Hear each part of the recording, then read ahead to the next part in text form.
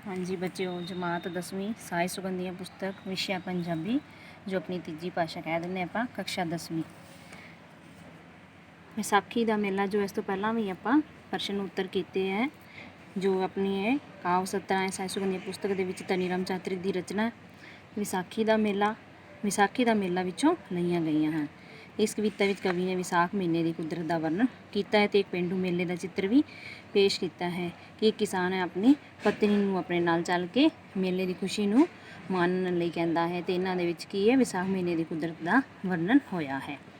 पक पईयां कणकां लुकाट रसिया बूर पिया अंबां नूं गुलाब हसिया बागां उत्ते रंग फेरिया बहार ने बेरियां लिफाइयां टाहनियां दे पार ने। किसान अपनी पत्नी ਨੂੰ ਕਹਿੰਦਾ कि कणकां पक गईयां ਹਨ ਲੁਕਾਟ रस पै गया है अंबां ਨੂੰ ਬੂਰ पै गया गुलाब ਦਾ ਜਿਹੜਾ ਫੁੱਲ ਉਹ ਖਿੜ ਗਏ ਹਨ ਤੇ ਬਾਗਾਂ ਦੇ ਉੱਪਰ ਕੀ ਹੈ ਬਹਾਰ ਨੇ ਸੋਨਾ ਰੰਗ ਫੇਰੇ ਤੇ ਬੇਰਾਂ ਦੇ ਭਾਰ ਨਾਲ ਕੀ ਟਾਹਣੀਆਂ ਵੀ ਝੁਕੀਆਂ ਪਈਆਂ ਹਨ। ਪੁੰਗਰੀਆਂ ਵੱਲਾਂ ਵੇਲਾਂ ਰੁੱਖੀ ਚੜੀਆਂ ਫਲਾਂ ਹੇਠੋਂ ਫਲਾਂ ਨੇ ਪਰੋਈਆਂ ਲੜੀਆਂ ਸਾਈਂ ਦੀ ਨਿਗਾਹ ਜਗ ਤੇ ਸਰਵੱਲੀਏ ਚੱਲ ਨੀ ਪ੍ਰੇਮੀਏ ਵਿਸਾਖੀ ਚੱਲੀਏ। ਫਿਰ ਕਵੀ ਕਹਿੰਦਾ ਹੈ ਕਿ ਜੋ ਵੇਲਾਂ ਪੁੰਗਰ ਗਈਆਂ ਤੇ ਰੁੱਖਾਂ ਦੇ ਉੱਪਰ ਚੜ੍ਹਨ ਲੱਗ ਪਈਆਂ ਹਨ ਤੇ ਫੁੱਲਾਂ ਹੇਠਾਂ ਫਲਾਂ ਨੇ ਲੜੀਆਂ ਪਰੋ ਲਈਆਂ ਹਨ। ਦੁਨੀਆ ਦੇ ਉੱਪਰ ਰੱਬ ਦੀ ਨਜ਼ਰ ਮਿਹਰ ਭਰੀ ਜਾਪਦੀ ਹੈ ਤੇ ਚੱਲ ਸੱਜਣੀ ਆਪਾਂ ਵੀ ਹੁਣ ਅਜਿਹੇ ਸਮੇਂ ਨੂੰ ਮਨਾਉਣ ਵਾਸਤੇ ਕਿੱਥੇ ਚੱਲੀਏ ਵਿਸਾਖ ਦੇ ਮੇਲੇ ਚੱਲੀਏ। ਦੂਰ ਦੂਰ ਥਾਂ ਵਣਜਾਰੇ ਆਏ ਨੇ ਸੋਹਣੇ ਸੋਹਣੇ ਕੁੰਜਾਂ ਤੇ ਫੀਤੇ ਲਿਆਏ ਨੇ ਗੱਜਰਿਆਂ ਤੇ ਵੰਗਾਂ ਦਾ ਨਾ ਅੰਤ ਕੋਈ ਏ ਮੰਡੀ ਝੂਠੇ ਗਹਿਣਿਆਂ ਦੀ ਲੱਗੀ ਹੋਈ ਏ ਹੱਟੀਆਂ ਹਜ਼ਾਰਾਂ ਹਲਵਾਈਆਂ ਲਾਈਆਂ ਸੈਂਕੜੇ ਸੁਗਾਤਾਂ ਨਾਲੇ ਹੋਰ ਆਈਆਂ। ਫਿਰ ਇਹਦੇ ਵਿੱਚ ਕਵੀ ਜੋ ਕੀ ਕਹਿੰਦਾ ਹੈ ਮੇਲੇ ਦੇ ਵਿੱਚ ਕੀ ਹੈ ਦੂਰੋਂ ਦੂਰੋਂ ਯਾਨੀ ਕਿ ਬੱਚੇ ਬੁੱਢੇ ਗੱਭਰੂ ਸਭ ਆਏ ਹੁੰਦੇ ਹਨ ਤੇ ਉਹਨਾਂ ਨੂੰ ਮੇਲੇ ਵੇਖਣ ਦੀਆਂ ਕੀ ਰੀਝਾਂ ਨੇ ਉਤਸ਼ਾਹ ਲਾਇਆ ਹੋਇਆ ਹੈ ਤੇ ਮੇਲੇ ਵਿੱਚ ਇਕੱਠੇ ਹੋ ਕੇ ਲੋਕਾਂ ਦੇ ਦਿਲਾਂ ਦੇ ਤਰ੍ਹਾਂ ਤਰ੍ਹਾਂ ਦੇ ਕੀ ਹੈ ਵਿਚਾਰ ਹਨ। ਹਰ ਕੋਈ ਆਪੋ ਆਪਣੀ ਪਸੰਦ ਦਾ ਮਾਲ ਸਮਾਨ ਲੈ ਰਿਹਾ ਹੈ। ਮੇਲੇ ਦੀ ਰੌਣਕ ਖੁਸ਼ੀ ਭਰੀ ਬਹਾਰ ਤੇ ਸ਼ਾਮ ਤੱਕ ਚੱਲਦੀ ਹੈ ਤੇ ਕਿਸੇ ਨੇ ਇੱਥੇ ਕੀ ਹੈ ਕਈ ਦੁਕਾਨਾਂ ਲਾਈਆਂ ਯਾਨੀ ਕਿ ਸੈਂਕੜੇ ਸੁਗਾਤਾਂ ਯਾਨੀ ਕਿ ਕਈ ਉਪਹਾਰ ਦੇ ਨਾਲ ਆਈਆਂ ਹਟੀਆਂ ਜੋ ਇਹਨੀ ਦੁਕਾਨਾਂ ਆਈਆਂ ਹਨ। ਸ਼ੌਂਕੀਆਂ ਦੀ ਭੀੜ ਖੱਲੀ ਹੋਈ ਹੈ। ਸ਼ਾਮ ਪੈਣ ਤੱਕ ਸਭ ਘਰੋਂ ਘਰੀ ਚੱਲੀ ਜਾਣ ਦੀ ਮੱਚ ਜਾਂਦੀ ਧੂਮ ਮੇਲੇ ਨੇ ਖਤਮ ਹੋ ਜਾਣਾ ਹੈ ਸੱਜਣੀ ਅਸਾਂ ਵੀ ਚੱਲ ਆਪਾਂ ਹੁਣ ਪ੍ਰੇਮੀਏ ਮੇਲੇ ਚੱਲੀਏ। ਥਾਈਂ ਥਾਈਂ ਖੇਡਾਂ ਦੇ ਪੰਘੂੜੇ ਆਏ ਨੇ ਜੋਗੀਆਂ ਮਦਾਰੀਆਂ ਤਮਾਸ਼ੇ ਲਾਏ ਨੇ ਪੰਜਲੀ ਲਗੋਜਾ ਕਾਟੋ ਤੁੰਬਾ ਵੱਜਦੇ ਛਿੰਝ ਵਿੱਚ ਸੁਰੇ ਪਹਿਲਵਾਨ ਗੱਜਦੇ ਇਕੱਠਾ ਹੋ ਕੇ ਆਇਆ ਰੋਲਾ ਸਾਰੇ ਜੱਗ ਦਾ ਭੀੜ ਵਿੱਚ ਮੋਢੇ ਨਾਲ ਮੋਢਾ ਵੱਜਦਾ ਕੋਹਾ ਵਿੱਚ ਮੇਲੇ ਨੇ ਜ਼ਮੀਨ ਮੱਲੀਏ ਚੱਲ ਨੀ ਪ੍ਰੇਮੀਏ ਵਿਸਾਖੀ ਚੱਲੀਏ। ਫਿਰ ਇਸ ਦੇ ਵਿੱਚ ਵਿਸਾਖੀ ਦਾ ਮੇਲਾ ਦਾ ਕੀ ਵਰਣਨ ਕਰਦੇ ਹੋਏ ਕਵੀ ਕੀ ਦੱਸਦਾ ਹੈ ਕਿ ਥਾਈਂ ਥਾਈਂ ਖੇਡਾਂ ਦੇ ਪੰਘੂੜੇ ਆਏ ਨੇ ਯਾਨੀ ਕਿ ਦੂਰੋਂ ਦੂਰੋਂ ਕੀ ਹੈ ਪੰਘੂੜੇ ਆਏ ਨੇ ਬੱਚਿਆਂ ਦੇ ਖਿਡੌਣੇ ਵੀ ਆਏ ਹਨ ਤੇ ਝੂਟੇ ਲੈਣ ਵਾਲੇ ਝੂਟੇ ਵੀ ਆਏ ਹਨ।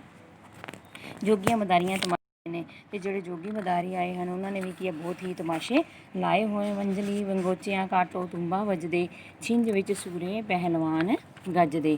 ਫਿਰ ਇਹਦੇ ਵਿੱਚ ਉਹਨਾਂ ਨੇ ਦੱਸਿਆ ਕਿ ਮੇਲੇ ਵਿੱਚ ਕੀ ਹੈ ਜਿਹੜੇ ਦੂਰੋਂ ਦੂਰੋਂ ਹਲਵਾਈਆਂ ਨੇ ਵੀ ਦੁਕਾਨਾਂ ਲਾਈਆਂ ਗੋਟੇ ਕਿਨਾਰੇ ਤੇ ਰੀਬਨ ਲਿਆਏ ਹਨ ਤੇ ਛਿੰਝ ਵੱਜਲੀ ਇੱਥੇ ਕੀ ਹੈ ਹਰ ਸਮੇਂ ਉੱਤੇ ਹੱਟੀਆਂ ਉੱਪਰ ਸ਼ੌਕੀਨਾਂ ਦੀਆਂ ਭੀੜਾਂ ਖੜੀਆਂ ਹੋਈਆਂ ਹਨ ਤੇ ਇਹਦੇ ਵਿੱਚ ਕੀ ਹੈ ਵੰਜਲੀ ਦੀਆਂ ਤਾਰਾਂ ਵੀ ਵੱਜਦੀਆਂ ਹਨ। ਮੇਲੇ ਦੇ ਵਿੱਚ ਲੰਗੋਚੇ ਕਾਟੋ ਤੁੰਬੇ ਵੱਜ ਰਹੇ ਹਨ। ਇੱਕ ਪਾਸੇ ਅਖਾੜੇ ਵੀ ਹੈ ਜਿੱਥੇ ਸੂਰਮੇ ਪਹਿਲਵਾਨ ਗੱਜ ਰਹੇ ਹਨ ਤੇ ਬਹੁਤ ਹੀ ਮੇਲੇ ਵਿੱਚ ਰੌਲਾ ਪੈ ਰਿਹਾ ਹੈ ਤੇ ਮੋਢੇ ਦੇ ਨਾਲ ਮੋਢਾ ਵੱਜਦਾ ਹੈ ਸੰਸਾਰ ਜਿਵੇਂ ਸਾਰੀ ਭੀੜ ਇਕੱਠੀ ਹੋ ਗਈ ਹੈ ਤੇ ਮੇਲੇ ਦੇ ਵਿੱਚ ਕੀ ਹੈ ਸੰਘਣੀ ਭੀੜ ਹੈ ਕੋਹਾਂ ਵਿੱਚ ਮੇਲੇ ਨੇ ਜ਼ਮੀਨ ਮੱਲੀ ਹੈ ਲੋਕਾਂ ਦਾ ਇੱਕ ਦੂਜੇ ਨਾਲ ਮੋਢਾ ਵੱਜ ਰਿਹਾ ਹੈ। ਮੇਲੇ ਦਾ ਸਾਰਾ ਇਸ ਤਰ੍ਹਾਂ ਲੱਗਦਾ ਜਿਵੇਂ ਕੋਹਾਂ ਦੇ ਖੇਤਰ ਵਿੱਚ ਹੈ। ਚੱਲ ਨੀ ਸੱਜਣੀ ਆਪਾਂ ਵੀ ਕੀ ਰੌਣਕਾਂ ਭਰੇ ਮੇਲੇ ਨੂੰ ਵੇਖਣ ਵਾਸਤੇ ਚੱਲੀਏ। ਬਾਲ ਬੁੱਢੇ ਗੱਭਰੂ ਮੇਲੇ 'ਚ ਆਏ ਨੇ ਟੁੰਬ ਟੁੰਬ ਰੀਝਾਂ ਨੇ ਸਾਰੇ ਜਗਾਏ ਨੇ ਭਾਂਤੋਂ ਭਾਂਤ ਦਿਲ ਭਾਂਤੋਂ ਭਾਂਤ ਮਾਲ ਨੇ ਟੋਲ ਰਹੇ ਆਪੋ ਆਪਣਾ ਖਿਆਲ ਨੇ ਮੇਲੇ ਦੀ ਬਹਾਰ ਏ ਤਿਕਾਲਾ ਤਿੱਕੇ ਸੌਦਾ ਹੈ ਵਿਹਾਜ ਜਿੱਦੀ ਜੋ ਤਫੀਕ ਏ ਪੱਲੋ ਪੱਲੀ ਵਿੱਚ ਹੋਲੀ ਹੋਣੀ ਚਲੋ ਚੱਲੀਏ ਚੱਲ ਨੀ ਪ੍ਰੇਮੀ ਵਿਸਾਖੀ ਚੱਲੀਏ। ਫਿਰ ਇਹਦੇ ਵਿੱਚ ਕੀ ਹੈ ਕਵੀ ਜੋ ਤਨੀਰਾਮ ਚਾਤਰਿਕ ਹੈ ਦੱਸਦਾ ਹੈ ਕਿ ਮੇਲੇ ਦੇ ਵਿੱਚ ਬਾਲ ਬੱਚੇ ਯਾਨੀ ਕਿ ਬੁੱਢੇ ਬੱਚੇ ਗੱਭਰੂ ਜਵਾਨ ਸਾਰੇ ਮੇਲੇ ਨੂੰ ਵੇਖਣ ਵਾਸਤੇ ਦੂਰੋਂ ਦੂਰੋਂ ਆਏ ਨੇ ਟੁੰਬ ਟੁੰਬ ਰੀਝਾਂ ਨੇ ਸਾਰੇ ਜਗਾਏ ਭਾਂਤੋਂ ਭਾਂਤ ਦਿਲ ਭਾਂਤੋਂ ਮਾਲ ਲਿਆਏ ਨੇ। ਫਿਰ ਇਹਦੇ ਵਿੱਚ ਤਨੀਰਾਮ ਜੋ ਚਾਤਰਿਕ ਹੈ ਉਹ ਦੱਸਦਾ ਹੈ ਕਿ ਆਪਣੇ ਉਸ ਮੇਲੇ ਨੂੰ ਵੇਖਣ ਦੀਆਂ ਰੀਝਾਂ ਨੇ ਸਾਰਿਆਂ ਨੂੰ ਉਤਸ਼ਾਹ ਜਗਾਇਆ ਹੋਇਆ ਹੈ। ਅਤੇ ਮੇਲੇ ਵਿੱਚ ਇਕੱਠੇ ਹੋਏ ਲੋਕਾਂ ਦੇ ਦਿਲਾਂ ਵਿੱਚ ਤਰ੍ਹਾਂ ਤਰ੍ਹਾਂ ਦੇ ਵਿਚਾਰ ਹੁੰਦੇ ਹਨ ਅਤੇ ਸਾਰੇ ਹੀ ਕੋਈ ਆਪਣੀ ਪਸੰਦ ਦਾ ਮਾਲ ਲੱਭ ਰਿਹਾ ਹੈ। ਮੇਲੇ ਦੀ ਰੌਣਕ ਹੁਣ ਖੁਸ਼ੀ ਭਰਦੀ ਹੈ, ਸ਼ਾਮ ਤੱਕ ਦੀ ਹੈ, ਯਾਨੀ ਕਿ ਕਾਲਾ ਕਿਸ ਨੂੰ ਕਿਹਾ ਗਿਆ ਹੈ, ਸ਼ਾਮ ਤੱਕ ਨੂੰ। ਜਿਸ ਦੀ ਜਿੰਨੀ ਹੈਸੀਅਤ ਹੈ ਉਹ ਉਨਾ ਹੀ ਸੌਦਾ ਵੇਚ ਤੇ ਖਰੀਦ ਰਿਹਾ ਹੈ। ਸ਼ਾਮ ਪੈਣ 'ਤੇ ਸਾਰੇ ਹੀ ਆਪਣੇ ਘਰੋਂ ਘਰੀ ਚਲੇ ਜਾਣ ਦੇ ਵਿੱਚ ਹੋ ਜਾਣਗੇ, ਯਾਨੀ ਕਾਹਲੀ ਹੋ ਜਾਏਗੀ, ਸਾਰਿਆਂ ਨੂੰ ਮੇਲੇ ਨੇ ਖ਼ਤਮ ਹੋ ਜਾਣਾ ਹੈ। ਚੱਲ ਸੱਜਣੀ, ਆਪਾਂ ਵੀ ਹੁਣ ਕੀ ਹੈ ਵਿਸਾਖ ਦੇ ਮੇਲੇ ਨੂੰ ਵੇਖਣ ਵਾਸਤੇ ਚੱਲੀਏ। ਨਵੀਂ ਨਵੀਂ ਬਹਾਰ, ਨਵੀਂ ਨਵੀਂ ਬਹਾਰ, ਨਵੀਂ ਹਿਸਟਰੀ, ਨਵੇਂ ਫਸਾਨੇ, ਨਵੇਂ ਸ਼ਿਕਾਰੀ, ਨਵੇਂ ਨਿਸ਼ਾਨੇ, ਨਵੇਂ ਚਿਰਾਗ, ਨਵੇਂ ਪਰਵਾਨੇ, ਨਵੇਂ ਨਵੇਂ ਦਿਲਦਾਰ ਸੇ ਮੇਰੀ ਨਵੀਂ ਬਹਾਰ। ਇਹ ਜੋ ਕਾਵਿ 17 ਸਹਿ ਸੁਖ ਦੀ ਪੁਸਤਕ ਦੇ ਵਿੱਚ ਧਨੀ ਰਾਮ ਚਾਤਰਿਕ ਦੀ ਰਚਨਾ ਕਵੀ ਨਵੀਂ ਬਹਾਰ ਵਿੱਚੋਂ ਲਈਆਂ ਗਈਆਂ ਹਨ। ਅਤੇ ਇਸ ਕਵਿਤਾ ਵਿੱਚ ਕਵੀ ਨੇ ਦੇਸ਼ ਵਿੱਚ ਆਜ਼ਾਦੀ ਪਿੱਛੋਂ ਇੱਥੇ ਸਥਾਪਿਤ ਹੋਏ ਰਾਜ ਨੂੰ ਯਾਨੀ ਕਿ ਵਿਅੰਗ ਦੁਆਰਾ ਨਿਸ਼ਾਨਾ ਬਣਾਇਆ ਹੈ। ਅਤੇ ਵਿਆਖਿਆ ਦੇ ਵਿੱਚ ਕਵੀ ਕਹਿੰਦਾ ਕਿ ਆਜ਼ਾਦੀ ਮਿਲਣ ਪਿੱਛੋਂ ਕੀ ਹੈ ਭਾਰਤ ਵਿੱਚ ਨਵੀਂ ਕਿਸਮ ਦੇ ਵਾਤਾਵਰਣ ਨੇ ਪੈਦਾ ਹੋ ਗਿਆ ਹੈ, ਨਵਾਂ ਇਤਿਹਾਸ ਸ਼ੁਰੂ ਹੋ ਗਿਆ ਹੈ ਅਤੇ ਨਵੀਆਂ ਕਹਾਣੀਆਂ ਲਿਖੀਆਂ ਜਾ ਰਹੀਆਂ ਅਤੇ ਨਵੇਂ ਸ਼ਿਕਾਰੀ, ਨਵੇਂ ਨਿਸ਼ਾਨੇ ਬਣ ਰਹੇ ਹਨ ਅਤੇ ਨਵੇਂ ਚਿਰਾਗ ਵੀ ਬਲ ਰਹੇ ਹਨ ਅਤੇ ਨਵੇਂ ਦਿਲਦਾਰ ਉੱਥੇ ਕੀ ਹੈ ਨਾਲੇ ਕੁਰਬਾਨ ਹੋਣ ਵਾਲੇ ਨਵੇਂ ਪਰਵਾਨੇ ਵੀ ਨਵੇਂ ਹਨ। ਇਸ ਤਰ੍ਹਾਂ ਨਵੇਂ ਸੱਜਣ ਵੀ ਪੈਦਾ ਹੋ ਰਹੇ ਹਨ। ਮਾਸ਼ੂਕਾਂ ਦੀ ਚਾਲ ਪੁਰਾਣੀ, ਗੱਲਾਂ ਨਾ ਡਿੜਕਣਾ ਪਾਣੀ, ਨਾ ਮਰਨਾ ਨਾ ਮੰਜੀ ਚਾਹਣੀ, ਲਾਈ ਰੱਖਣੀ ਲਾਰ ਸਮੇਂ ਦੀ ਨਵੀਂ ਬਹਾਰ।